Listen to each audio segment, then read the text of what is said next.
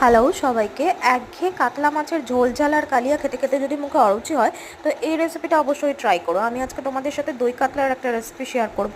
তো এটার জন্য প্রথমে আমি কাতলা মাছের নুন আর অল্প পরিমাণে হলুদ মাখিয়ে নিয়ে অল্প করে ভেজে নিয়েছি। এরপর আমি একটা ফ্রাইং প্যানে সাদা তেল গরম করে তার মধ্যে গোটা গরম মশলা ফোড়ন দিয়ে পেঁয়াজ বাটা দিয়ে কিছুক্ষণ নাড়াচাড়া করার পর তাতে নুন দিয়ে দিয়েছি এবং আদা রসুন কাঁচা লঙ্কা বাটা দিয়ে কিছুক্ষণ মশলাটা কষিয়েছি। মশলা কষানো হয়ে গেলে তার মধ্যে একে একে দিয়েছি ফ্যাটানো টক দই এবং কাজু বাদাম বাটা। কিছুক্ষণ মশলাটা কষানোর পর অল্প গরম জল দিয়ে ভালো করে মশলাটাকে ফুটিয়ে নিয়েছি এবং ঝোলটা ফুটে এলে দিয়ে দিয়েছি আগে থেকে ভেজে রাখা কাতলা মাছগুলো। এই কাতলা মাছগুলো দিয়ে কিছুক্ষণ ফুটিয়ে নেওয়ার পর ঝোলটা একটু ঘন হয়ে এলে আমি ওপর থেকে গরম মশলা গুঁড়ো এবং 1 চামচ ঘি এবং চেরা কাঁচা লঙ্কা দিয়ে নাপিয়ে নিয়েছি। গরম ভাতের সঙ্গে এটা খেতে খুবই ভালো লাগবে, একবার ট্রাই করে দেখতে পারো। আর আমার রেসিপিগুলো যদি ভালো লাগে তাহলে আমার চ্যানেলটাকে লাইক এবং সাবস্ক্রাইব করে দিও।